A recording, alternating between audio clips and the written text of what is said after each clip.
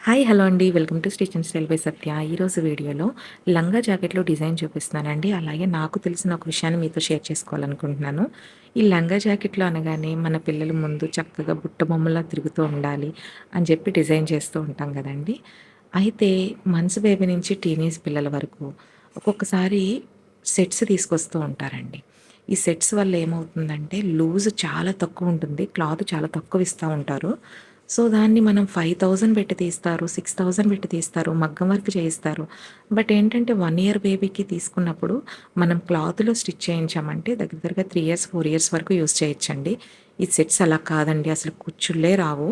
చాలా బాధగా అనిపిస్తుంది స్టిచ్చింగ్ చేసేటప్పుడు.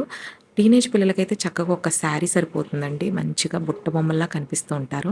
అదే చిన్న పిల్లలనుకోండి ఒక శారీ తీసుకోండి, ట్విన్నింగ్ చేయండి, లేకపోతే క్లాతులు కూడా మంచి మంచివి దొరుకుతున్నాయి తీసుకోండి.